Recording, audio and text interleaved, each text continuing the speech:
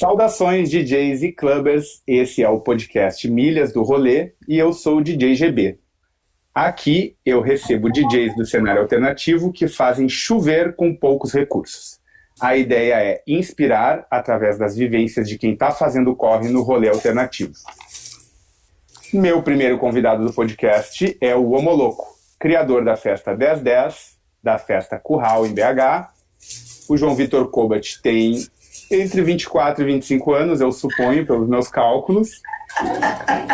Ele nasceu em Currais Novos, no Rio Grande do Norte, mora em Belo Horizonte e atualmente está em Serra do Salitre, que é no interior de Minas. Cidade do queijo bom e do café. É possível dizer que o Omoloco começou a sua trajetória entre 2014 e 2015, mas ele pode me corrigir daqui a pouco, quando ele se apresentar. Ele fez parte do coletivo Masterplano, que é um dos coletivos responsáveis pela renovação da cena de música eletrônica lá de Belo Horizonte. Em seguida, ele criou a 1010 junto com uma galera, depois criou a Curral. Ficou famosa no Brasil inteiro por uma pesquisa musical que é única e por uma simpatia que é imensa. Tocou em vários lugares do país e estava com tour marcada na Europa. Boa noite, Omoloco. Muito obrigado por aceitar o meu convite de participar da primeira edição do podcast Milhas do Rolê. É um prazer estar conversando contigo. Eu sou teu fã, tu sabe disso muito bem.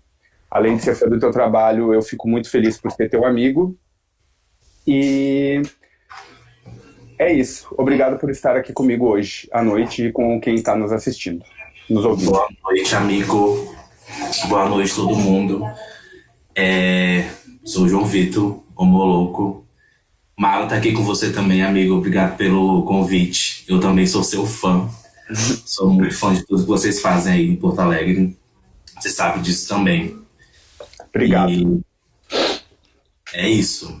Então vou emendar aqui já numa primeira pergunta, que é... na verdade, eu gostaria que... eu fiz esse pequeno resumo, mas eu gostaria que tu contasse um pouco da tua trajetória. E começando por nos contar assim, quando e por que tu foi para BH, onde tu estava antes de BH e como foi chegar nessa cidade que hoje está famosa como a cidade com a pista mais quente do Brasil. Então, eu sou um migrante nordestino. Meus pais sempre tiveram aí mudando de cidade, porque por causa daquela velha típica história de botar os dois filhos debaixo do braço e sair correndo atrás de emprego. Então eu já morei em diversas cidades assim do país. Eu já morei acho que umas 9 ou mais assim. E aí quando eu terminei a escola, na verdade. Eu não fiz nem o primeiro, nem o segundo, nem o terceiro ano. Eu fiz até o primeiro e terminei pelo Enem, assim. E aí eu tava morando em Jacobina, e aí eu tinha 17 anos, e nesse meu intervalo eu meio que pensei em ir para aquele caminho natural da vida, assim, né? Eu preciso ter um emprego, encontrar uma faculdade que eu queira fazer e me jogar no mundo, assim. E aí, nesse tempo, assim, que eu já tinha terminado os estudos e que eu tava meio sem fazer nada, eu consegui um emprego de um rapaz que prestava serviço para a mineração que meus pais trabalhavam, que tava precisando de alguém para mexer assim, em coisas do Word, jogar uns trabalhos para ele, assim, do papel pro computador. E eu meio que fiz isso muito rápido para ele. E ele meio que ficou meio encantado, assim, meio que me pegou para poder ensinar o que ele queria ensinar e para eu poder comandar algumas coisas para ele. Eu fiquei nesse trabalho, acho que uns 2 anos. E aí foi desse trabalho que me levou para Belo Horizonte, assim, porque fiquei dos meus 17 aos meus 18 trabalhando com ele, esperando para eu poder ingressar em alguma faculdade. E aí foi quando eu fiz 18 anos, que eu senti que era meu momento, assim, de ir para algum lugar. Eu meio que escolhi Belo Horizonte, por vários motivos. Eu já tinha morado em Santa Bárbara, que é no interior de Minas Gerais, que é lá perto. E eu achava Belo Horizonte uma boa opção para eu morar, assim. Eu acho que eu não queria ir para São Paulo, porque era muito fora da minha realidade, assim, financeiramente. Também nunca me identifiquei muito com aquele caos inteiro de São Paulo. Rio de Janeiro também eu nunca tinha nem conhecido, não sabia nem como que era, assim. Então, o Belo Horizonte eu acabei indo para BH, porque era meu termo, assim, era uma cidade que já fazia parte, já tinha feito parte da minha vida um pouco. Eu tinha uma prima que morava lá também. Aí o pessoal dessa empresa que eu trabalhava, eles meio que eu construí um. Pode falar, você quer falar? Não, não, só ia perguntar se dentre essas cidades, essas 9 cidades que tu morou, se alguma delas era uma cidade grande ou se eram cidades menores. Não, foram todas interiores, assim, muito pequenas algumas, umas de 2 mil habitantes, umas de 5 mil. Era meio mineração, né, amigo? Toda Uhum. vez que essa galera que tem uma grande mineração, assim, é geralmente perto de uma cidade pequena, assim. Então foi esse rolê. E aí eu fui para BH porque eu também estava nesse trabalho, e estava construindo esse escritório também da empresa, e eu trabalhava para esse cara, e eu fiquei lá um tempo fazendo faculdade de engenharia química, fiz 3 anos de faculdade de engenharia química, porque eu trabalhava nessa empresa, que era sobre análises químicas também. E aí uma hora, na verdade, nada me preenchia, na verdade, assim. Eu comecei a ficar meio, brigava com o meu chefe por causa do meu cabelo, assim, sabe? Sim, E aí, mas nesse paralelo também, eu sempre fui muito alucinado por música.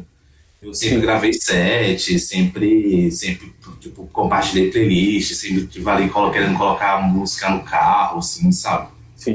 Não, isso era uma coisa que eu queria te perguntar já, porque eu tinha essa ideia de que a tua ligação com a música, acho que todo mundo tem uma ligação com a música já desde cedo, assim, né? Mas tu já tinha um pouco essa postura assim de fazer playlist, de pesquisar, era uma coisa que já te acompanhava mesmo antes de tu trabalhar como DJ, já era uma coisa que fazia parte do teu dia a dia. Sim, não, eu brigava com meu irmão quando a gente era adolescente a gente tinha umas brincadeiras tipo, quem acha o som mais underground, mais desconhecido de todos? Tipo, tipo, meu irmão botava senha pra eu não pegar as músicas no computador dele, assim. Meu irmão foi uma grande influência pra mim, na verdade, com essa parada, nessa adolescência musical, assim, sabe? Sim, Ele foi uma grande influência, assim. que massa. Tá, e daí então aproveitando já para perguntar como e quando tu decidiu então ser DJ? Se nessa época tu já tinha assim essa aspiração ou se foi algo que surgiu em algum momento, que fez tu pensar nisso e como que Eu, foi assim se assumir dessa forma? eu dei umas entrevistas um tempo atrás, na verdade. Aí eu meio que falei que eu não tinha muita pretensão, assim, que as coisas sendo muito natural. Mas eu parei pra analisar, assim, esse desejo ele sempre teve comigo, assim, na verdade. Porque eu fui pro. Eu conheci a música, né, na verdade, aí começava a pesquisar e comecei a me interessar muito por música eletrônica. E, consequentemente, eu comecei a ter acesso a essa cultura de DJ, assim, sabe? Então, tipo, a minha primeira controladora que eu ganhei, por exemplo, foi uma controladora que eu sempre quis comprar, que na verdade o namorado do meu irmão deu pra ele e ele não usava, assim. Aí eu peguei e fiz a gente comprar a controladora do meu irmão, assim, sabe? Uhum. Sim. Então, essa vontade meu de tocar, de alguma forma, sempre teve ali comigo, assim.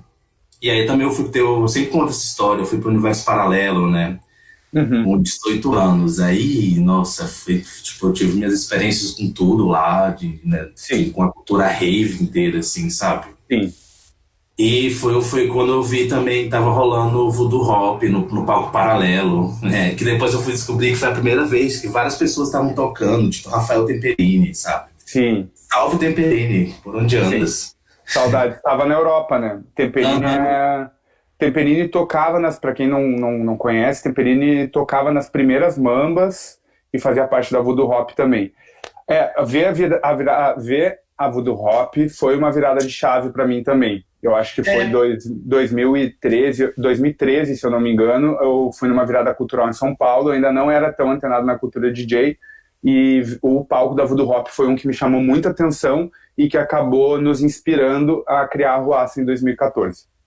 isso do Universo Paralelo aconteceu em 2012, assim. E aí eu fiquei chocado com aquele tipo de música, assim, com o que tava tocando, pra onde eles iam, assim, sabe? toda aquela questão também, eles tinham super um visual bem legal também, né? Eles expressavam artisticamente, visualmente, de uma forma muito legal também. Então eu acabei ficando mais curioso também para saber o que estava rolando, por onde estava rolando aquilo, assim. E a Voodoo foi realmente eu acho que uma chave na cabeça de todo mundo nesse país, assim, pro começo do que a gente vem construindo hoje em dia, assim. Sim, eu também acho. Ela foi muita inspiração para nós.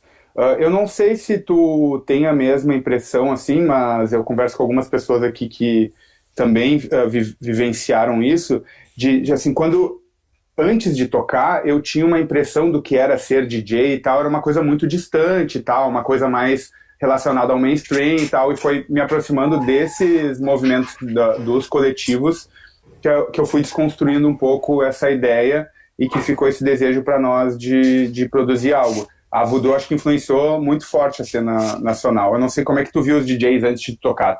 Eu era fã do David Guetta, né, amigo?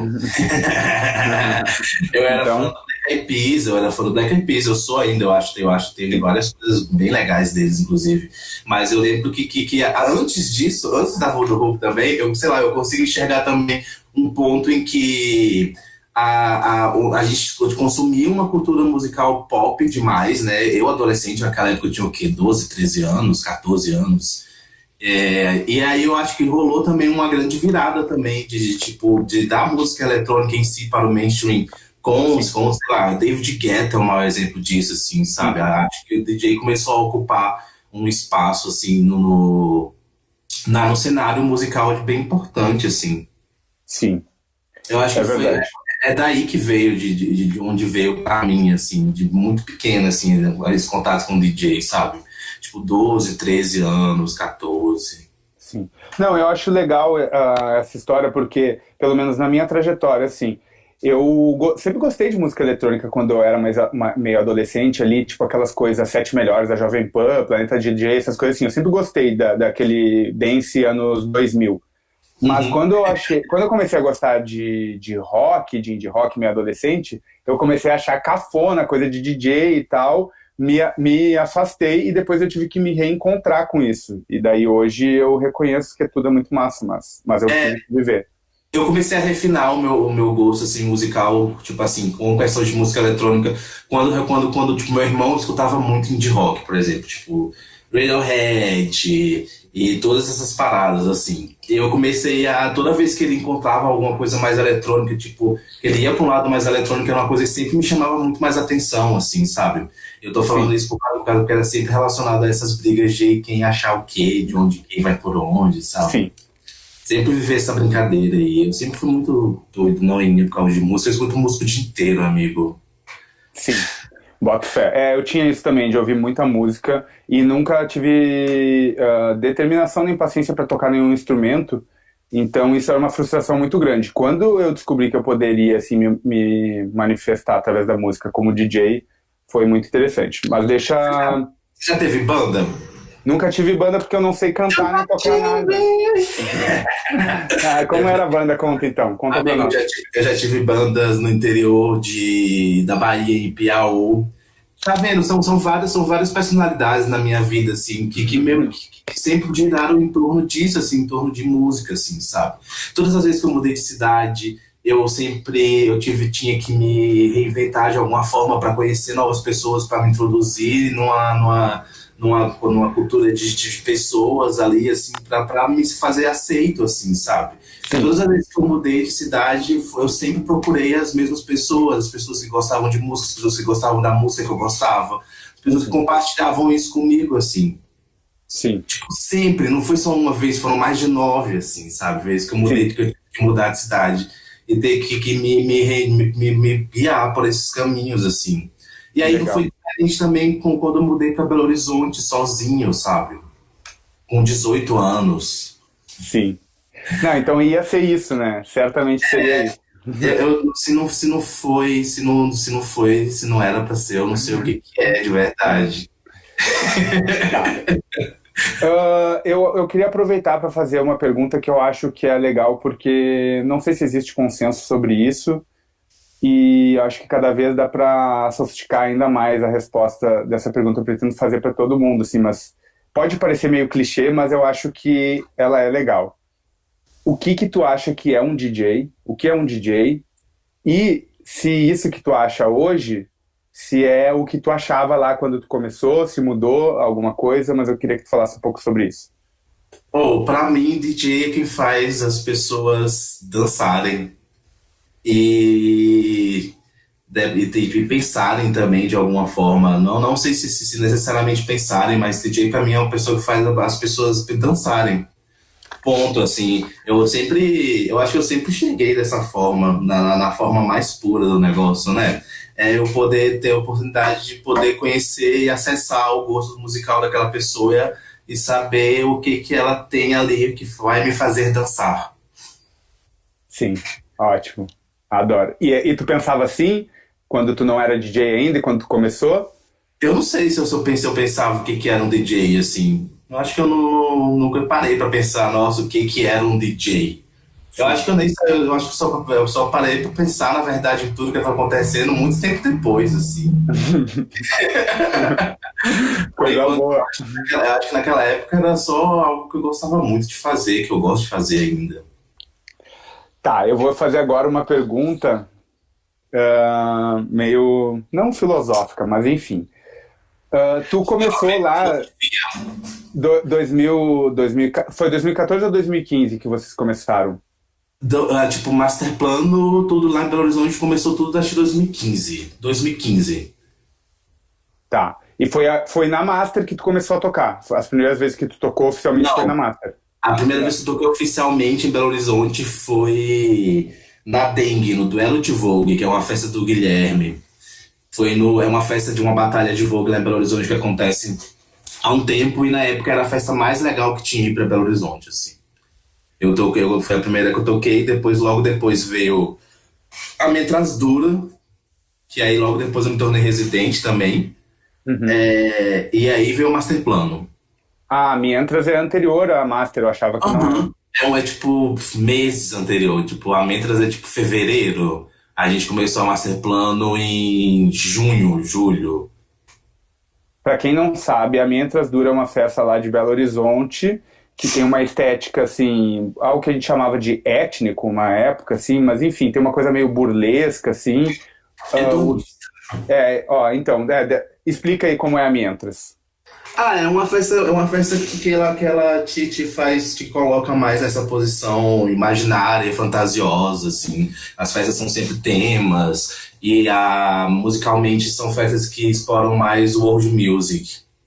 E que se Basicamente. aproximam em referencial, assim, se aproximam da Voodoo Hop, que foi esse coletivo que rolou lá em São Paulo por vários anos, foi criado pelo Thomas, DJ alemão, mas que tem várias pessoas, a Cachu, por exemplo, fez parte, a Mamba Negra meio que saiu de dentro, assim, e é um coletivo bem importante, assim, para a cena nacional.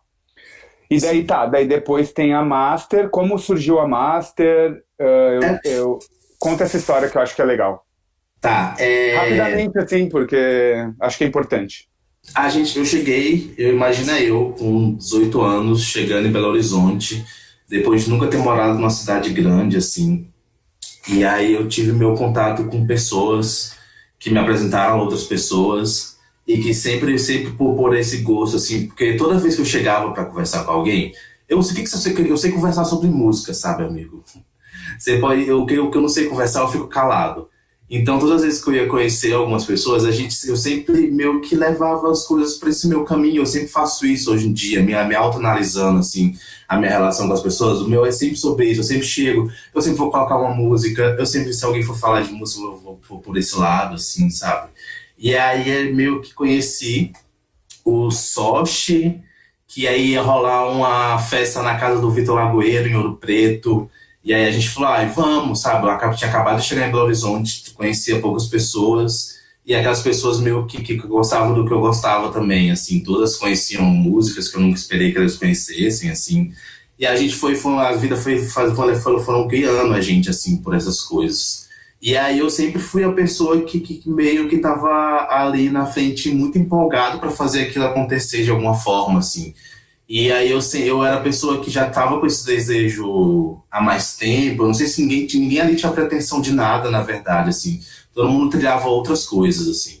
E aí eu já tocava um tempo, já mexia no, já tinha um conhecimento maior de como mixar e tudo mais. E aí a gente começou a fazer encontros para poder compartilhar informação, sabe? A gente fez várias vezes isso para poder a gente fazer uma festa na rua, porque justamente eram todas essas pessoas que estavam muito influenciadas pelo que estava rolando no mundo todo, assim. Sim. E aí a gente E surgiu a Masterplano. E aí surgiu a Masterplano, mas na paralela ao Masterplano já tinha a Metrasdura, já tinha o Marcelo, que foi o Muco, você conheceu o Muco, que a conheci. gente trabalhou, que tinha uma festa que chamava Azul, que era dela e do Joãozinho, que o João Nogueira faz hoje parte do Masterplano, sabe? Sim. Belo Horizonte tinha vários. Foi uma coisa que foi ter um start mesmo, assim. Foram várias pessoas que se encontraram com o mesmo intuito de fazer a mesma coisa e foi um grande start na cidade, sabe? Porque antes era uma cidade que não tinha nenhum, tava tudo muito mastigado, assim, Sim. de, Não, de, de e e, tudo. e isso aconteceu em vários lugares do Brasil simultaneamente, né? Eu acho isso bem curioso, mesmo sem a gente saber, mas eram coisas que estavam acontecendo. Eu acho que Sim, é legal ligar esses pontos, assim. sim, super. Então, o grande start disso, por exemplo, quando a gente se conheceu em Heliodora, aquele foi um grande start na cabeça de todo mundo também, tipo assim, pô, a gente tá começando aqui uma coisa que tem várias outras pessoas em outros lugares também fazendo a mesma coisa que a gente tá fazendo, assim, sabe? Sim, isso eu acho legal de contar para o pessoal saber. Eu conheci o Moloco, acho que foi a virada de 2015 para 2016, na 2015 foi um. virada do ano na Cachoeira, lá, Réveillon na Olha que Cachoeira. doido. E olha que doido, foi o primeiro ano que a Voodoo Hoop não fez aquele festival. Exatamente.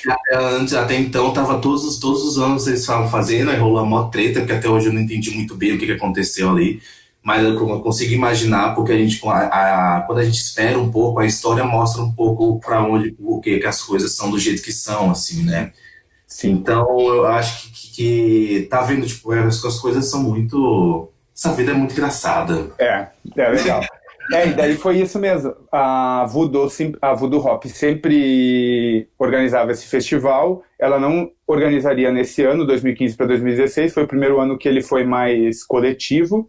E daí Sim. nós fomos, eu, Posada, Eran, Tabu, conheci uma galera da Master. E daí depois a gente já marcou de irmos para o carnaval. Fizemos a primeira Mica Treta, né? Verão de 2016. No, sim, super. E foi um festival que a gente organizou, foram 3 dias, assim, que apesar, ela era coletiva porque a gente abriu artisticamente, coletivamente, para quem quisesse chegar, assim. Mas foi um festival que deu um trabalho da porra pra gente fazer durante 3 dias, foi uma loucura, amigo, você lembra? Sim. Choveu no dia, Choveu a, todos os dias. a ponte do lugar, assim, foi um caos, Mas tinha assim. muito presente lá esse espírito do hedonismo também, né? Então a gente estava muito querendo fazer aquilo. E daí eu sempre posto aquela foto lá que eu postei para divulgar o podcast, que é eu, o João Vitor, o Bruno e o João Marcelo, o João Nogueira, carregando um gerador gigante. A gente se conheceu carregando aquele gerador para levar ele Sim. até a cachoeira e tal, para fazer um som na Sabia que cachoeira. eu te conheci no dia que eu tomei um negócio lá, que, tipo assim, foi a coisa que me deram mais doida que eu já tomei. Eu parei, assim, eu só ia ouvir você, a pousada e todo mundo. E Ah, foi. lá Você na lembra pista, né? Lá na pista. da piscina? Isso, é verdade. Sabe? Então são meio que momentos que meio que te dá forma, dependendo da forma como você se relacionar com eles, das pessoas se conhecerem, então, eles vão te levar para outros caminhos, assim. Quando, Perfeito, amigo.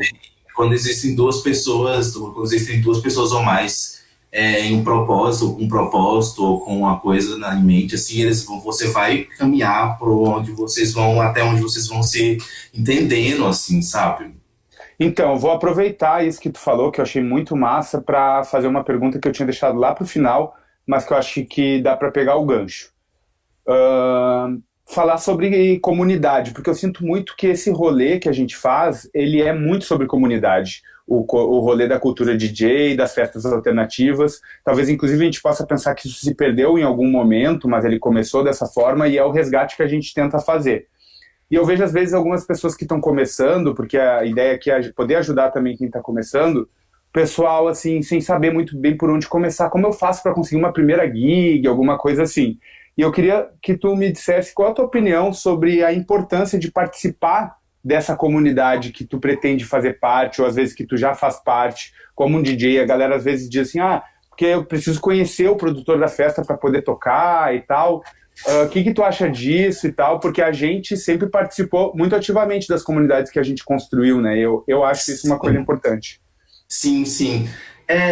Pronto, a partir do. Ó, vamos lá, a gente pode criar um gancho também com essa parada também do que era ser DJ, assim. Tem muita gente boa, tem muita gente tocando também, tem muita gente fazendo muita coisa, tem muito DJ bom que não tá lá no Deck Mantle, que não tá tocando em lugar nenhum, ou que tá trancado em casa, sabe? Mas tem muita pouca gente que tá fazendo as coisas se movimentarem. Tem muita pouca gente que tá representando alguma coisa, assim, sabe? Que tá puxando outras pessoas com você atrás. E aí, o que eu acho mais importante, para mim, na verdade, foi um quesito muito chave, assim, para chegar aonde eu cheguei. É óbvio que eu sei que lá é um lugar, tipo, tá indo para fora ou fazer qualquer coisa, ou conseguir uma gig ou estar em algum lugar. É uma coisa desejada por várias pessoas, mas, assim, eu participei lado a lado ali ativamente de um processo de construção de uma cena numa cidade, assim, sabe? E é muito importante para você ter pessoas que torçam por você, sabe? Porque eu só tô aqui porque eu conheci pessoas que acreditam muito em mim, assim. Que massa. Você consegue, sabe? Sim, que massa. Porque é muito fácil você se considerar um bom DJ, você achar que você tem que estar ali, assim. Eu sou ótimo DJ, eu toco umas músicas bafas, produzo minhas músicas. Sendo que você só tá lá sentado, ouvindo música e querendo que as pessoas ouçam sua música, mas as pessoas estão ali, além de ouvir música, elas querem saber quem tá tocando aquela música pra elas também, sabe? Sim, é muito mais que só pela música. Eu acho que a música ela é um veículo super importante, né? Que ajuda a fazer circular os afetos nesses espaços, mas é muito mais do que música. Sim, tipo... Amigo, eu te conheço porque você é o DJ GB da Arruaça, você é o DJ da Base, eu conheço a Cachu, porque a Cachu é DJ da Mamba Negra, eu conheço porque o Paulo Tessudo é da Capsock, eu conheço o Fornais, porque o Fornais é lá de Uberlândia, eu conheço as pessoas pelo que elas representam, assim, eu não conheço, tipo assim... Eu conheci a Helena Ralph porque ela fazia uma parada em Hamburgo, assim, sabe? Sim, pelos corres, né? É importante que as pessoas participem dos corres, então, para conseguir conquistar o seu espaço. Assim, eu acho que até conquistar o espaço nem é a expressão melhor, assim, né? Porque não é porque dá uma ideia de disputa. Mas, enfim, fazer parte da parada é a forma mais fácil, assim, né? De conseguir se inserir e participar de fato. Sim, toda vez que tem um DJ tocando, várias pessoas chegando pra mim e perguntam: quem que tá tocando? Você entende, assim, sabe? Entendo. Quem é que tá tocando? Sim, exatamente. É sobre isso. Tá, deixa eu aproveitar então e perguntar, já que tu citou... tu começou lá 2014, 2015 com Mientras, Master, não sei o que, depois cria 1010, bababá, toda aquela trajetória que eu tentei dar uma resumida, e agora, hoje, era para tu já ter tocado no Deck Mantle, nesse final de semana, Deck Mantle Amsterdã, e estaria... Eu VIP Pass pra Bergheim. Estaria na Europa, tocaria no Bergheim. Como é estar agora em Serra do Salitre e o que isso te ensinou assim para a vida? Essa situação que veio, que se impôs e era para tu estar num lugar e estar em outro, e o que tu tem a dizer sobre isso? Eu quero só fazer uma ressalva também da resposta anterior, assim, que é óbvio que existe também uma grande parcela de dedicação pessoal em você conhecer aquilo ali, em você entender o que você está fazendo, em você colocar sair da sua mente o que você quer apresentar para as pessoas também, assim, sabe? Eu acho que tem um rolê de dedicação também em estar ali também, que é bem importante, além do rolê de você estar construindo alguma coisa. Só essa ressalva. E sobre. Ah, amigo, eu vivi um 2019 bem louco na minha vida, assim, ano passado. Eu acho que eu apesar de ter sido um ano de que eu tava trabalhando, assim, na minha vida pessoal eu meio que tive umas várias decepções. E aí eu comecei a me preparar muito com, até acho que na verdade até esse crescimento em estar entrando em alguns lugares, assim, acessar algumas coisas, tipo, tocar em uns lugares e tocar na Red Bull, ou ir tocar em São Paulo no Grande Rolê, ou lá em não sei o que lá no Chama, no Caralho A4. Eu comecei a me preparar muito em como eu estaria criando expectativas em cima daquilo, assim, sabe? Até qual a importância que eu estaria dando para aquilo na minha cabeça. E eu comecei muito a botar na minha cabeça que eu preciso ir para os lugares e ir para isso para me divertir, assim, sabe? Para fazer o que eu tenho que fazer. E para eu não colocar na minha cabeça também que começar a deslumbrar demais as coisas, que eu posso me Sim, decepcionar muito. Igual várias vezes eu já me decepcionei com pessoas ou lugares que eu fui tocar em que eu estava colocando muita expectativa e que eu tive uma experiência péssima, assim, sabe? Então sim. eu comecei a valorizar muito a minha experiência pessoal, assim, dos lugares, assim. Eu amo tocar na minha cidade, eu acho que eu toquei em lugares, assim, tipo na base, por exemplo, as duas vezes que eu toquei, e outros lugares foram menores, talvez que não seja no Deck Mantle, que me proporcionaram experiências muito mais legais do que algum quando eu toquei pelo menos em alguma outra festa muito grande, assim. Beber uma água. Sim. Então eu comecei a trabalhar isso muito na minha cabeça sobre essa quebra de expectativa, assim. É óbvio que eu queria muito estar lá, mas assim, e se for rolar, vai rolar, se não for rolar, eu tenho muito orgulho do que eu construí até aqui, dos lugares que eu tenho oportunidade de tocar, sabe? Eu me sinto Sim. muito honrado em poder, por exemplo, receber um convite para tocar em Recife e tocar lá e ser incrível e eu querer voltar lá muito assim do que eu ficar me apegando a essa expectativa de tocar no festival gringo maravilhoso que todas elas querem, sabe? Sim. Que massa. E É aí, bom. e aí isso também meio que, essa mentalidade meu também que me guia também nas minhas relações pessoais também, assim, sabe? Porque eu não, eu, a Nina Kravis pode ser uma cuzona, sabe? O cara mais incrível que você acha, ele pode ser um cuzão também, sabe? E Sim. olha que tem vários que são, inclusive. Sim, certamente. É porque eu acho que o mundo da música, enfim, o mundo artístico, às vezes, ele traz essa coisa de uma certa idolatria, tanto dos núcleos, dos festivais, quanto das pessoas. Mas uma coisa que a gente decidiu na base, por exemplo, que a gente foi aprendendo com os anos, é que era muito mais importante a gente focar em convidados e convidadas que se engajassem de fato com a parada, que viessem porque queriam vir e porque queriam trocar com a galera que estava aqui, do que às vezes a gente chamou, por exemplo, já chamamos de DJs internacionais que vieram, tocaram e vazaram, sabe? E que não gera Sim. nenhum impacto na cena além do nome no cartaz. Então Aham. isso é uma coisa que a gente tem muito forte. E eu gosto muito de ir para os lugares, de chegar antes, de participar daquilo, de ir lá no lugar com as pessoas, de entender, porque eu acho que as pessoas, quando eu comecei a colocar na minha cabeça também, a entender o alcance que eu estava tendo com as pessoas e por que que eu estava indo para aqueles lugares, assim, eu comecei querer criar experiências legais, tanto para mim quanto para as pessoas também, assim, sabe? De, pô, ok, como é que você me vê? Eu sei que tu tá me chamando aqui porque tu admira meu trabalho, porque tu reconhece o que eu faço, assim, sabe? E eu me Sim, sinto no meu, tipo, de entender, de pegar isso também, assim. Isso que me ajudou a criar relações muito sinceras também, na verdade, com as pessoas, sabe? sim, Que é muito legal, assim. Eu acho que a gente precisa levar isso na vida, né? Eu acho sim. que nossos caminhos, eles têm que ser guiados por coisas sinceras, assim. E é por isso que sempre zero, fico querendo zerar muito a expectativa na minha cabeça, assim. Porque. Sim, boto fé.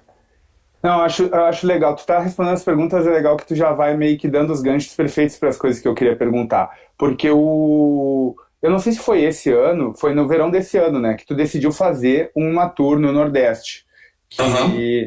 que não são muitos DJs que fazem isso, muitas pessoas não conhecem muito a cena do Nordeste, conhecem mais a cena do Sudeste normalmente, alguma coisa do Sul. E que tem uma cena potente no. Exato. E daí, eu acho que tu já falou um pouco de qual é a importância, né, de tu produzir festas, né? Não necessariamente produzir festas, mas fazer parte da construção do rolê da cidade onde tu vive. Acho que isso é uma coisa muito importante para a galera que está começando a entender que é muito importante tu fazer parte dessa construção, da forma que tu puder participar. E a outra coisa que tu fez, que eu acho que dá um resultado muito legal para tua carreira, foi isso de decidir. Eu percebo que tu decidiu que tu queria tocar em muitos lugares e que tu faria um Aham. esforço para estar nesses lugares, né? E Sim. qual é a importância disso? Por que tu decidiu isso? Por que tu acha que isso é legal de ser feito? Porque eu pago muito pau pra isso. Tá, eu achei engraçado, por exemplo, desde o início eu sempre trabalhei muito em Belo Horizonte. Então eu passei um tempo ali fazendo o que eu tinha que fazer para aquela cidade, sem me preocupar muito em ir para São Paulo, ir para Rio de Janeiro, ou viajar para algum lugar, sabe? Tudo aquilo que eu tava fazendo eram paradas que eu gostava muito de estar ali, assim. E aí eu comecei a criar uma projeção, uma certa projeção nacional, assim. E aí, entendendo também como as coisas funcionam, porque existe também um business por trás do negócio, sabe? Existe eu vou te chamar pra cá, você vem pra lá, e vai pra cá, e vai pra lá. Óbvio que isso Sim, existe, sim. E aí eu sempre me questionei muito de como que eu ia lidar com toda essa guia, assim, para onde que eu ia, como que eu ia chegar lá, assim. E eu sempre briguei muito com o meu irmão, que na verdade era o meu agente, porque eu sempre deixei as coisas chegarem, assim, sabe? Quando eu comecei a criar essa projeção. E aí, eu consegui criar uma projeção em que eu consegui chegar um convite no Nordeste para ir para eu tocar, sabe? Eu meio que decidi começar a equilibrar isso, assim, eu não vou fazer a mesma proposta, ou eu não uhum, vou ter o mesmo contato com o produtor que está me chamando para tocar lá em Recife, para uma festa de 150 pessoas, como eu vou ter com um produtor que me chama para tocar no Red Bull Music em São Paulo para 3.000 pessoas, assim, sabe? sim, Então, sempre tá tendo meio que cuidado aonde você tá indo, com quem você tá falando, quem que aquela pessoa é, o que aquela pessoa faz, assim, sabe? É bem importante, quando foi uma coisa que me ajudou bastante a guiar onde que eu ia, sabe? sim. Inclusive, se que também não ter uma agência também, inclusive, que eu acho que é uma coisa, por exemplo, meu agente é meu irmão e eu ter conseguido ter essa conversa direta com ele, é uma parada que me ajuda muito também a caminhar por isso, assim. Sim. Porque no momento, você acaba se tornando um objeto de desejo, assim, para as pessoas, assim. Às vezes as pessoas nem te conhecem, nem escutam o seu som e você acaba recebendo coisas de todos os lados. E aí Sim, você tem que estar prestando muita atenção para você saber onde é que você está pisando, assim. sim, que Porque massa. de onde eu vim, assim, sabe? O Cássio fala minha festa representa, com as coisas que eu construo. Não dá pra eu ter esse tipo de relação de muito capitalista e direta, assim, eu ganhei uma grande projeção nacional agora, eu vou enfiar a faca, eu vou ganhar dinheiro de todo mundo, assim, sabe? Sim, sei. Não, eu acho muito massa isso. Isso, tu falou um negócio que eu acho interessante, que é o fato de que, pelas relações que a gente estabelece, acaba rolando essa troca, assim, né, de eu toquei, te convidei para tocar na base, daí depois eu acabei indo tocar na Curral e tal. Não é uma coisa que não estava combinado antes que eu ia te chamar e tu ia me chamar, mas é uma coisa sincera dessas relações sinceras e da gente identificar que a gente está construindo um mesmo cenário. Então, Claro, isso que tu faz de ir pro Nordeste e tal, só potencializa isso, né? sim, sim, eu já conheci várias pessoas que eu não chamei de volta pra minha festa, né? Eu chamo Uhum. também as pessoas que eu acredito, assim. Sim, Potencializa demais. Por exemplo, e são experiências incríveis, sabe, amigo? Tipo, chegar lá, eu toquei no Maranhão, eu toquei em Recife. Eu não consegui tocar em Fortaleza, que era um lugar que eu tava doido pra conhecer, porque eu tenho ouvido falar muito da cena de lá. E foram coisas muito legais de se fazer, assim, sabe? De você adentrar aquela cidade, você conhecer as cabeças que estão ali fazendo as mesmas coisas, você perceber que elas estão em um caminho que você já trilhou, assim, sabe? E sim, você conseguir entender também como que elas estão fazendo aquilo ali, sabe? Então, quão difícil é fazer aquilo ali também, sabe? São coisas que eu meio que tiro minha vontade de estar ali por isso, assim, também. Sim. Eu vou aproveitar aqui para fazer perguntas que a galera mandaram lá na minha caixinha. O Gabriel... Bate-bola. Um bate-bola rapidinho. Tentar encaminhar um pouco as perguntas, até porque a gente já está 45 minutos, mas está muito massa. Vamos ver o que a gente consegue. O Gabriel perguntou o que tu acha que fez com que tu chegasse até o line-up do Deckmantel, né? Qual é a diferença? O que tu acha que tu fez de diferente que fez com... Não sei se diferente, mas enfim, como que tu identifica isso, esse teu crescimento desde o início da tua trajetória até onde tu chegou agora? São várias coisas envolvidas, né? São várias coisas envolvidas. Eu acho que eu sempre fui muito preciso com o que eu queria apresentar como DJ, assim. Eu nunca quis fazer a mesma coisa que estava todo mundo fazendo. Eu sempre quis propor coisas novas, assim. Eu sempre quis gerar gerar uma experiência para o público em que eles iam sair de lá falando bem do que eles ouviram, assim. Eu já cheguei 3 horas da manhã, já achei que estava pesado demais, já baixei o set para 80 BPM e comecei tudo de novo. Eu já fiz 1 milhão de sets em Belo Horizonte, que já foram que todo mundo sabe, que proporcionou experiências sonoras para as pessoas que todo mundo fala até hoje, assim, sabe? Eu sempre fiz questão de todas as vezes que eu me apresentasse, eu conseguisse fazer com que as pessoas entendessem o que eu queria falar, o que eu queria propor, primeiramente, e tivesse uma experiência diferente daquilo, assim, sabe? Sim. Então, eu acho que esse trabalho de sempre estar entregando um bom trabalho para as pessoas, em que sempre seja lembrado de alguma forma, me ajudou muito a conseguir chegar a outros lugares e que me ajudou bastante também de ser ouvido por outras pessoas e fazer com que as pessoas gostem do que eu faço, assim, sabe? Sim, eu acho que é importante frisar disso que tu está respondendo, assim, principalmente para quem está começando, é que isso independe de software, né, de gear, de qual vai ser a máquina que tu vai usar para fazer isso, né? Isso é uma postura, tu tinha sempre, né, esse objetivo de contar uma história, tinha uma história ali que tu queria contar. Sempre. Eu escuto sempre música velha, eu quero sempre que as pessoas que estejam ali sintam que elas, tipo assim, eu não sabia que eu conseguia dançar isso, ou eu não sabia que existia essa possibilidade de ter ser feito, assim, sabe? Sim. De estar proporcionando isso, assim. O Homoloco é um DJ que ousa muito, ele é famoso por isso. Não é necessário usar tanto assim quanto ele, talvez, mas é possível que a gente sempre tenha uma história que seja minimamente original, assim, que a gente se faça essa pergunta antes de ir tocar, né? Que história que a gente quer contar hoje dentro do contexto dessa festa? Eu acho que isso faz com que o set possa ser melhor. Desde o seu contexto pessoal também. Sim. Tem uma pergunta do... meu irmão tá falando aqui, idiota, ela tá fugindo da pergunta. Assim, eu fui tocar no Deckmantel porque a gente produziu a parada do Deckmantel lá em Belo Horizonte, e aí a gente fez isso, aquilo, a gente teve contato com as pessoas, mas se elas não tivessem gostado do que eu tava tocando, sabe? Não, e só um detalhe, o Deckmantel fez isso em várias cidades do Brasil. Sim. Quem vai tocar vai ser tu. Então, tem algo aí.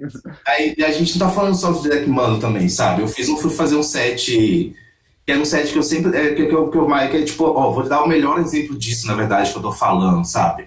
Eu fui fazer um set lá na Manteiga, que eu sempre comecei, em determinado tempo, tava precisando de muita música, eu comecei a acessar músicas que são muito caras e são raras, que existe um mercado gigante de vinil em cima disso, que são coisas muito inacessíveis, assim, que eu não conseguia comprar. Eu fui lá pensei em um jeito de apresentar aquilo numa rádio, assim, sabe?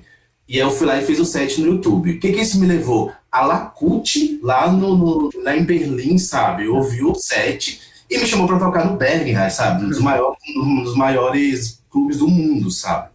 Então, que eu consegui lá, pelas pessoas que eu conheci, pelos contatos que eu fiz, por causa do meu agente, tipo assim, Eu vou estar valorizando todo o meu trabalho, sabe? Tá. Ó, eu vou até. Ó, eu separei 3 perguntas que a galera fez. Uma do Gabriel, uma do Túlio e uma do Hendrix. E é engraçado que a gente tá falando sobre isso e tu tá respondendo mais ou menos as 3 ao mesmo tempo. Mas eu vou resumir aqui para tu entender. Tinha essa pergunta do Gabriel que era: o que tu fez, né, para te levar até onde tu chegou, estar no line-up do Deck Mantel Amsterdã. O Túlio perguntou sobre a tua pesquisa, como é que tu faz essa pesquisa que ninguém tem e tal, que sempre impressiona todo mundo.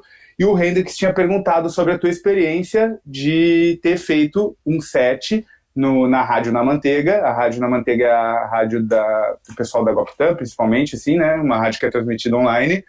Sim. E o Homoloco tocou lá 2 vezes, em 2018, e depois em 2019 de novo. Em 2019 ele tocou, para quem não sabe, tem um vídeo lá gravado, com um deck com CDJ e o outro deck no YouTube.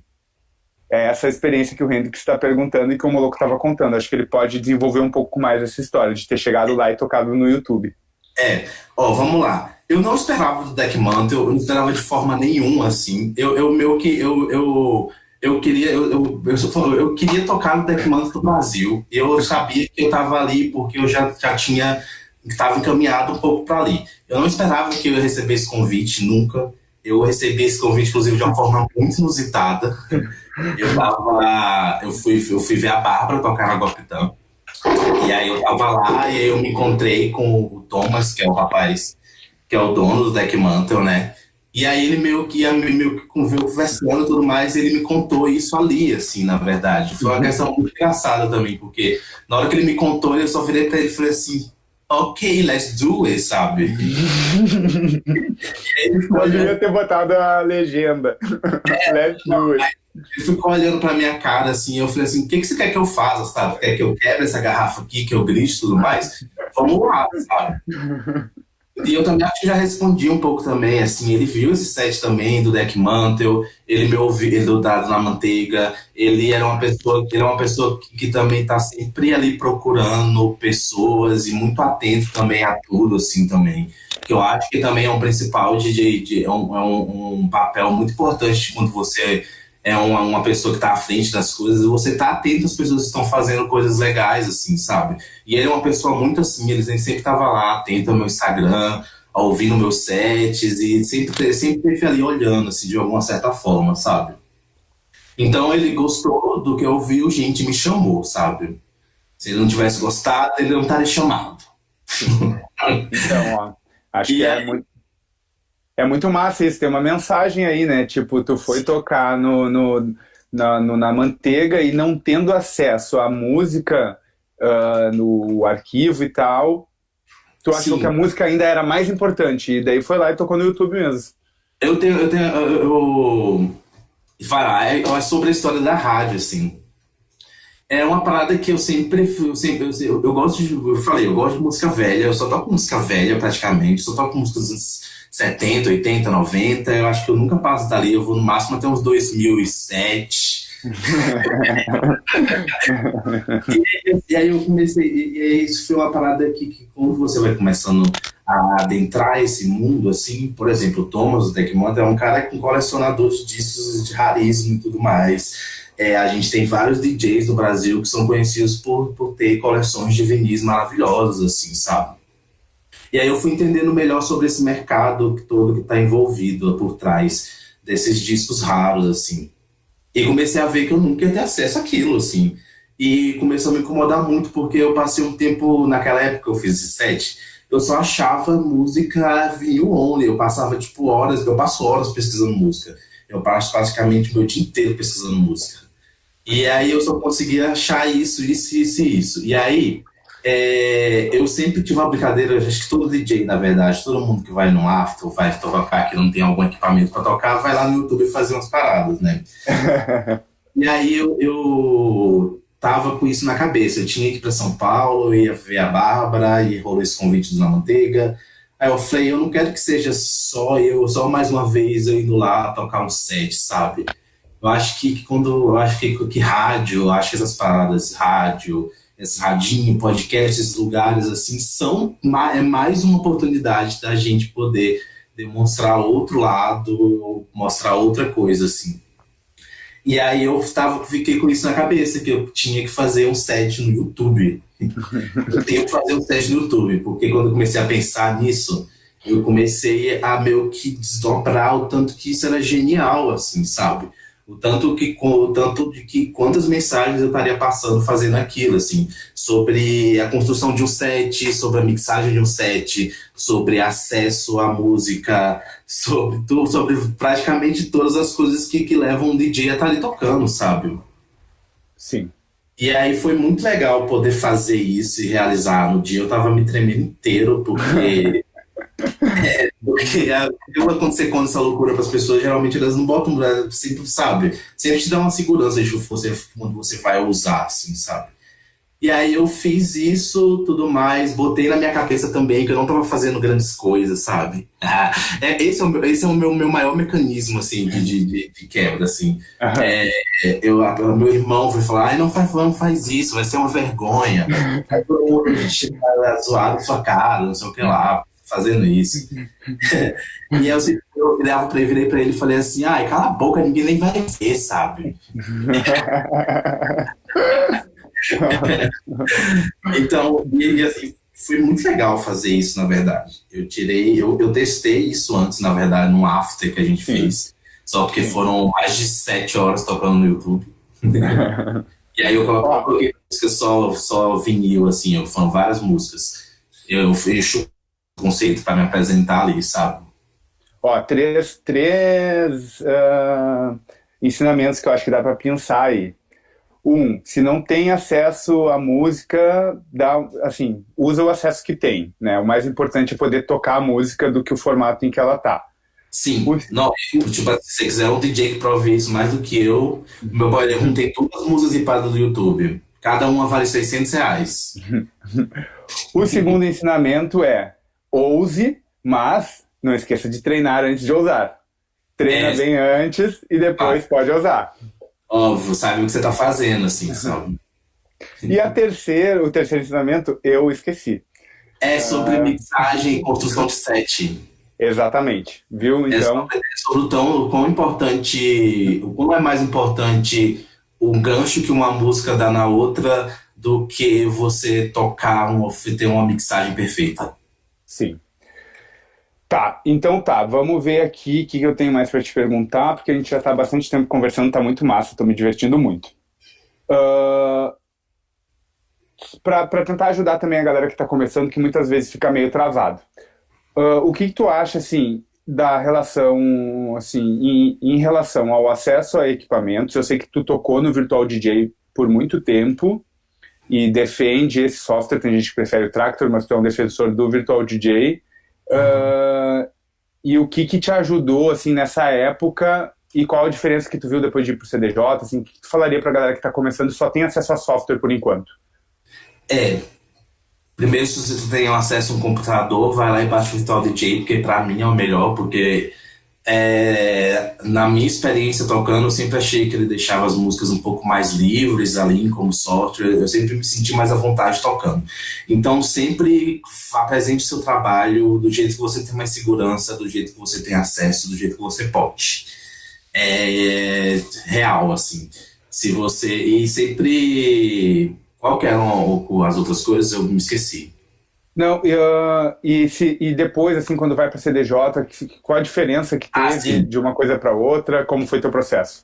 Mara, mas aí eu sempre tive... eu sempre me senti muita vontade tocando tinha uma controladorazinha, trocava uma controladora Virtual DJ. Eu sempre me senti muita vontade ali tocando daquele jeito. E eu sempre senti uma cobrança muito grande também de outras pessoas em estar ali me apresentando com o CDJ. E também porque eu comecei a andar muito e tocar em vários lugares. E era sempre uma dificuldade eu estar levando o meu equipamento, o meu computador. Eu tinha um posto, eu já toquei passando gelo atrás, embaixo dele, assim, sabe? E aí eu sempre tive essa tipo, as pessoas sempre me falaram meu que, isso é meio natural, você tá tocando aqui, você tem que tocar no CDJ. Você é DJ, você não toca no CDJ, você tem que tocar no CDJ. DJ, CDJ. Exato. E aí eu falei, vamos aprender a tocar nessa porra, né? E aí eu também, mas assim, eu nunca tinha tido... Eu aprendi a tocar sozinho no computador, vendo vídeo no YouTube. E eu nunca tinha tocado no CDJ, nunca tinha tido nem acesso ao CDJ, assim. E aí, conforme eu fui tendo acesso ao CDJ, eu fui manuseando melhor. Até eu me sentir à vontade para tocar no CDJ pela primeira vez na minha vida na base. Na base. Que foi um set muito confuso, eu fiz um set muito confuso da cabeça. Ó, a Duda tá fazendo que assim. Essa história é engraçada de contar pra galera. Isso aí foi na base em 2017, segundo ano de base, mês de julho, se eu não me engano. Foi a primeira vez que o João Vitor veio pra Porto Alegre. E a gente tava no... Ah, segunda já. E a gente tava no auge, assim, de achar que tava crescendo, que a festa tava gigante. E contratou com o JZK, na época fornecia equipamento, a gente pediu 4 CDJs 2000, 2 tocadiscos, tinha assim, uma mesa com muitos equipamentos, eu nunca tinha visto tanto equipamento. E o João Vitor chegou lá e falou assim, mas eu só toco com 350. Sabe? Eu tive que pegar o 350 em casa, que eu já tinha, a gente colocou o 350, tiramos 2000, o JZK olhou a mesa e falou assim, eu não acredito que esse cara vai tocar com 350. Sabe, é isso também, sejam firmes também quando vocês com coisas que te deixam à vontade também, assim, sabe? Não tentem também falar ou fazer coisas que eu demonstrar coisas que você sabe ou que você não sabe, sabe? Tipo, quando você fala assim, olha, é isso que eu tenho para entregar. Quando, sei lá, quando você estiver conversando com alguém, de uma pessoa que fica, você que a gente sabe que existe muito isso, assim, te cobrando um grande conhecimento das coisas, assim. Seja sincero, fale até onde você sabe, assim, as pessoas têm vários tipos de experiências, tem gente que sabe muita coisa, tem gente que sabe outras coisas, tem gente que sabe coisas que outras pessoas não sabem também, sabe? Sim. Ah, é verdade, agora até eu lembrei, isso foi a segunda vez mesmo que tocou na base, porque a primeira vez tinha sido naquela frequência, né? Que deu pau na minha placa de áudio. E daí agora eu tava lembrando, tu falou isso, eu lembrei disso. Quando tu tava tocando, deu pau na placa de áudio, deu várias tretas, tu tava tocando lá com computador, e um DJ bem antigo daqui de Porto Alegre, bem legal, o Mário Aguirra, ele ficou dançando o teu set inteiro, e ele é um DJ da antiga, toca com tudo que é tipo de coisa que pode tocar, já tocou em vários lugares e tal. Mas a música tava tão boa que ele ficou lá dançando e veio e perguntou, quem é esse DJ? E eu falei, é o Moloco. Então, tipo... essa questão, assim, né, a música importa, assim, nessa hora do set a música importa muito. São vários processos que tem que fazer, né? Esse processo de pensar o que você quer entregar e você ser fiel a isso, ele é o mais importante, que é o que ele vai te sobrar no final, assim, sabe? Eu não me considero um DJ que eu tenho as melhores mixagens do mundo, ou que eu domino aquilo ali de uma forma muito majestosa, assim, sabe? Eu tenho plena consciência disso, inclusive todos os dias eu estudo para poder melhorar toda essa questão, porque eu sei que um set bem guiado ali, ele tem o seu valor, ele tem ele é aquele equipamento tá feito para isso, assim, ele é uma ferramenta que te ajuda, sabe? Mas até hoje o que mais que me restou, na verdade, foi essa parada de pensar sobre música, de pensar o que eu quero entregar, de pensar a experiência que eu quero propor para as pessoas, assim, porque no final das contas é o que conta, é o que sobra. E também sobre não tocar para mim, sabe? Então, além de tocar para os outros, tocar para mim também, sabe? Sim. Eu já muitas vezes me perdi assim na minha cabeça. Quando, por exemplo, eu fui chegar para tocar no Rio de Janeiro. E aí eu tava lá na pista, o Cairo Tiguin, que era um cara que eu gostava, que eu gosto ainda, admiro o trabalho dele muito, assim. E aí eu já me peguei muitas vezes me perdendo na minha cabeça, tipo assim, ai meu Deus, o cara tá aqui, ele vai me ver tocar, ai, o que ele vai achar? Será que ele vai achar bom? Será que ele vai achar ruim? E isso são pensamentos que só desviam da gente do que é o principal, assim, que é se divertir ali e mostrar o que você tem que mostrar, porque se o Cairo Tiguin não gostar, foda-se, vai ter mais 30 pessoas na sua frente que vão estar dançando, que vão estar gostando, e que vão te levar para outros lugares, sabe? Vão te levar para um after, vão te levar para casa de alguém, você vai ser amigo, ou você vai te levar para o mantel, sabe? Sim, que foda, que foda. Tem mais uma aqui que eu queria te perguntar, então, porque eu acho que tem tudo a ver com isso que tu estava falando, que é, então, o que tu acha que é o pilar mais importante, assim, da cultura DJ, de quem quer ser um DJ? Qual é uma das coisas que é mais importantes, assim, para que tu consiga desenvolver um bom trabalho? Eu digo pilar, assim, querendo dizer... porque querendo dizer assim, tipo... técnica de mixagem, repertório, não sei o que. As pessoas, quando estão começando, não sabem muito bem no que devem dar... Para o que devem dar mais atenção. O que tu acha que é o mais importante? E apresente sempre o que te emociona de alguma forma, sabe? Nunca vá por um caminho que não te emocione, assim. Sim. Todas as vezes que você estiver pesquisando, ouvindo, todas as músicas que você pegar pra você, peguem sempre coisas que te deem lembranças, que sempre leve pra uma veia muito artística as coisas, na verdade, assim. Sim. Sempre falo, assim, porque na verdade a gente trabalhando com música, né? A gente trabalhando com a forma de arte que é uma que tem uma resposta mais rápida na gente, sabe? A gente ouve, a gente dança, a gente ouve, a gente reage, assim. Sim. Isso Então, é muito louco. Pode falar, amigo. Não, desculpa, eu te interrompi.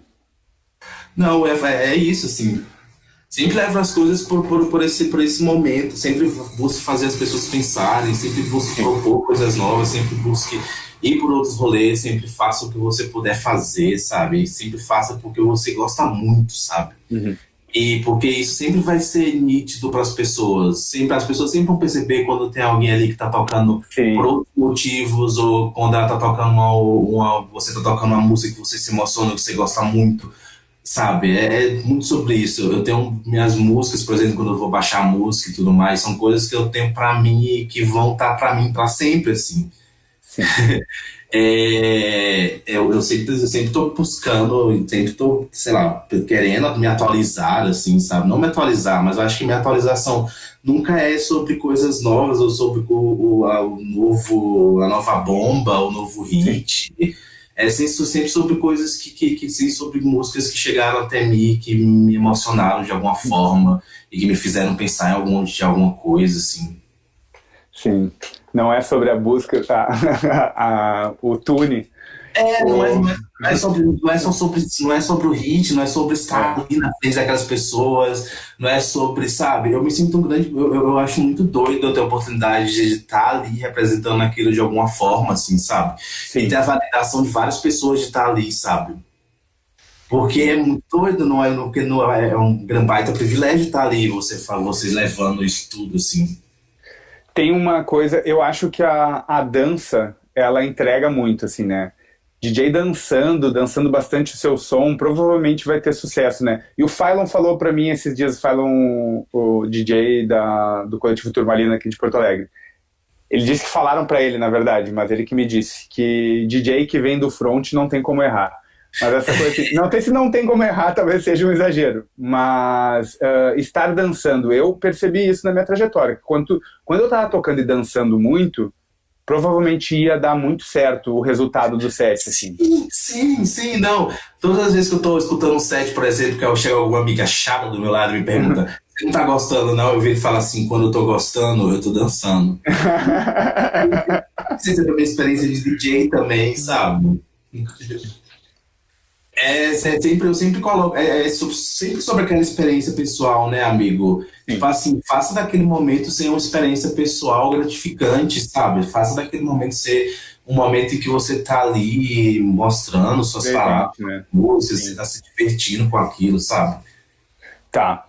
Eu vou tentar encaminhar com algumas perguntinhas mais bate-volta, bate-bola. Quero agradecer muito, muito, muito a galera que está acompanhando no chat. Eu resolvi fazer esse podcast porque eu acho que isso pode ajudar bastante a galera que está começando e que tem muita gente incrível fazendo um trabalho muito massa e que isso deve ser compartilhado. Estou muito feliz de estar conversando com o João Vitor hoje aqui e feliz que a galera está acompanhando. Eu queria pedir para todo mundo que não segue ainda o canal que siga, que ative o sininho ali, que curta esse vídeo, que comenta. Eu acho que isso, na verdade, é depois que se faz, mas enfim. Você pode fazer pedir para o pessoal que estiver gostando, e quem não estiver gostando também, mas quem estiver gostando principalmente, tira uma fotinha e posta no Stories e marca o DJ GB, marca o Moloco e fala do podcast Milhas do Rolê. Isso é bem importante. Quem estiver ouvindo depois no Spotify, Compartilha também, nos ajuda a fazer com que esse programa chegue mais longe. E muito obrigado por nos acompanhar. Esperamos que tenha sido bom para todo mundo. Eu vou fazer algumas últimas perguntas aqui para tentar sintetizar a parada. Amigo, tu tem algum hábito que tu adquiriu recentemente, assim, na tua vida? Não recentemente, mas enfim, desde que tu começou a tocar, tem algum hábito que te ajudou? Pode ser pessoalmente, espiritualmente, mas que tu acha que algum hábito que tu tenha mudado e que tenha feito diferença na tua vida, que vale a pena falar? Eu tenho várias coisas. Eu grito antes de tocar. Sabe? Atenção, tipo... Eu grito antes de tocar. Eu tenho me organizado melhor, principalmente com questão de música e pastas, assim. Acho que minhas playlists no YouTube são coisas que têm me ajudado muito. Eu acho que é um hábito novo, assim, profissionalmente, que eu acho que tem me ajudado bastante, me organizar as paradas, assim. E deixa eu ver, amigo. Acho que não, acho que eu oro sempre também. Tô sempre falando com elas. Não, acho que são hábitos legais. Sim. E acho que eu me preparar antes também. E também parar de se cobrar também muito, assim, deixar as coisas fluírem mais. Por exemplo, acho que um ótimo hábito também, na verdade, foi uma maior mudança da minha vida como DJ, foi parar de programar as coisas. Eu vou colocar minhas músicas no pendrive, separar o que eu acho que tem que separar, eu coloco, sei lá, 500 músicas no pendrive, com set de 1h30. E coloco lá e deixo as coisas virem, assim. Sim. Eu acho que essa leitura do momento ela é importante demais. É o que todas as vezes que eu programei um set, eu não saí satisfeito. Inclusive no Boiler Room, eu programei o set. Foi uma coisa que eu saí meio frustrado, assim, porque eu queria que eu acho que se eu tivesse não programado teria sido melhor, assim. Sim. Mas, inclusive, foi uma coisa que eu fiz depois de muito tempo. Porque era um grande compromisso, assim, eu falei, não, vou programar. Aí eu fui lá, programei, assim, no final não saí satisfeito. E todas as vezes que eu não programo, eu saio muito satisfeito. Parece mágica, assim, sabe? Boto fé. Isso é interessante isso que tu tá comentando, porque eu já, muitas vezes é o contrário, se eu não me programo tem chance de dar ruim, e se eu me programo normalmente sai melhor. Mas talvez seja por isso, inclusive, que tu esteja no line-up do Deck Mantle e eu não. Tô brincando. Mas enfim, fica aí pro pessoal pensar. A grande dúvida, como ela chegou lá? Talvez esteja aí, eu fiquei pensando sobre isso agora. Tá. Tem uma pergunta que eu tinha que ter feito antes, mas que eu vou fazer agora. Peraí, quem fala isso muito é o DJ Harvey, inclusive. Ele fala, tipo assim, nunca programe, porque sempre vai ser sobre uma experiência do momento, assim. Sabe? Tipo, se vai estar quente, se vai estar frio, se você vai ver as pessoas tão animadas, se o DJ antes pegou muito pesado, se ele foi para outro caminho. Bota fé. Deixa eu fazer rapidamente aqui pra gente ir encerrando. Tinha uma sessão que eu deveria ter feito bem antes, que é a sessão que se chama É pro meu TCC. Que é verdade, é pro meu TCC. Coletivos. Qual a importância que tu acha dos coletivos? O que é um coletivo para ti? Pode responder rapidamente se tu quiser. E como foi trabalhar num coletivo? Porque a Masterplano, eu acho que eles se identificam como coletivo, não sei se é 10-10, sim ou não. Expectativa realidade, assim. Eu sempre tive na minha cabeça que um coletivo era um grupo de pessoas em que qualquer pessoa poderia chegar e somar de alguma forma. Inclusive foi assim que a gente começou a encarar as coisas no início com a Masterplano também, com a 1010. Mas acho que também que acabou se tornando também identificação também de pessoas que se juntam para fazer aquilo de certa forma, né? Eu me incomodo um pouco, sei lá, eu acho que passo pra gente pra 1010, na verdade. A partir de um tempo me incomodou também começar a usar esse termo, denominar a gente como um coletivo, sendo que não era bem assim que as coisas aconteciam, assim, para as coisas estarem sendo feitas, para as pessoas estar... Para acontecer as coisas, era um núcleo de pessoas que não dava para você chegar e se envolver com isso de alguma forma, de uma forma mais, sei lá, mais fluida, assim, é tipo, quero participar, vou coisar, assim. Então acho que a gente parou de se denominar coletivo a partir disso também, porque dava sempre essa impressão para as pessoas. Uhum. E acho que são insustentáveis quando não tem, dependendo do número de pessoas. Sim, é difícil. Porque principalmente quando você vai começar a lidar muito com dinheiro e funções e todas essas coisas, as coisas sempre acabam muito se chocando, assim, sabe?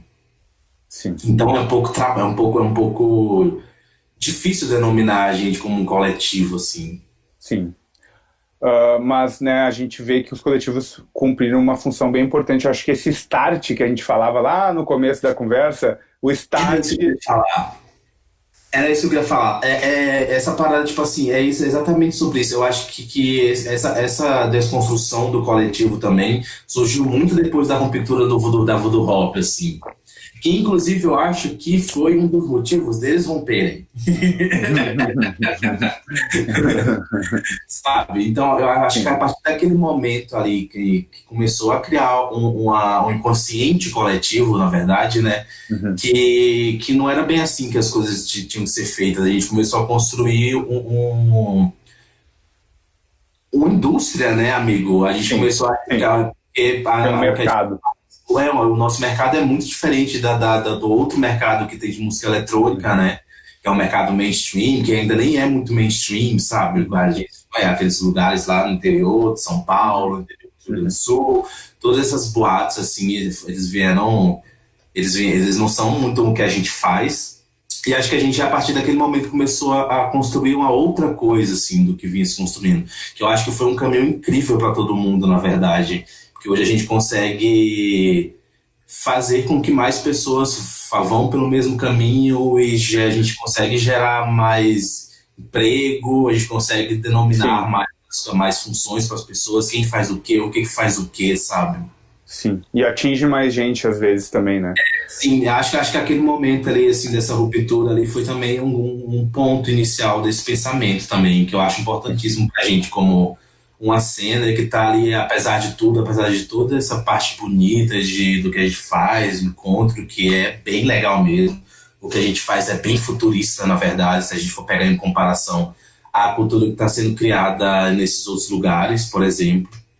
Até em questão de festas de música eletrônica, ou de outros tipos de festa, eu acho que a gente evolucionou bastante esse pensar em como produzir coisas à noite, assim. Sim. E acho importantíssimo também seguir nesse pensamento, nessa linha, porque hoje em dia a gente tem uma cena bem sustentável, assim, na verdade, uma cena que consegue me proporcionar, por exemplo, ir para a Holanda tocar no Deck Manto, sabe? Sim. Tá, e para finalizar então, o número de visualizações está caindo aqui das pessoas, a gente está conseguindo finalizar com a parada. O número de pessoas, querida, tem 26 ali ainda, lembra? Lembra? Eu quero te... Não, a gente precisa, né? Porque eu ficaria conversando muito tempo contigo, tava com bastante saudade, tá sendo muito massa. Então eu agradeço mais uma vez. E eu queria te perguntar, fazer últimas duas perguntas. Primeiro, eu queria que tu indicasse uma referência pra galera, algo que tenha mudado, assim, a tua visão sobre as coisas, ou que tenha contribuído de maneira intensa, assim, na construção da tua trajetória. Pode ser um set, pode ser um filme, um livro, mas alguma coisa assim, além da Voodoo Hop lá que tu disse que tu viu no festival, que foi uma mudada de chave, que outra coisa tu indicaria, assim, para as pessoas que foi impactante para ti? Eu acho que eu sou um grande fã do que a gente faz, amigo. Eu acho que os sets que eu escuto são os sets dos meus amigos, os sets das pessoas que eu gosto. Eu acho que uma das coisas mais legais ultimamente, que mais me chamaram muita atenção, assim, foi o que a gente estava falando desse rolê, dessa propagação do que a gente faz pelo Nordeste, assim. Eu estou começando a enxergar lá como um grande polo do que a gente está fazendo com pessoas incríveis, assim, e que deu um grande boom na minha cabeça, assim, sabe? Que massa. Principalmente para mim, como nordestino, como uma pessoa que nasceu lá, sabe? Sim, que massa, que massa. E por último, então, a última pergunta com quem tu faria um back-to-back? Com a Peggy Vivo ou humor? Ah, já! já. Com a Peggy Go. Porque ele ia me deixar muito mais famoso, ia ser um Sérgio Mara, sabe? E é assim, se tem uma pessoa que se for pra pegar essa pessoa, assim, pra fazer back-to-back, tem que ser ela, sabe? Se não for, imagina, é isso. As outras pessoas que eu admiro muito, eu sempre faço back-to-back, então é ela. Ai, ai. Realmente é o Arthur Kovac ali? É o nome Arthur Kovac? Ele te pagou pra... Ai, que maravilha. Amigo, muito obrigado mesmo. Eu ficaria muito mais tempo conversando contigo, foi um prazer. Eu espero que quem ouviu tenha gostado também. Vão rolar muitas outras. Te despede aí do pessoal, dá um tchau. Tchau, amigas. Beijos, amigo. Obrigado você. Saudades também. O Moloco é demais, gente. Acompanha o trabalho dele. Contando os dias para poder voltar a fazer o que eu sei fazer.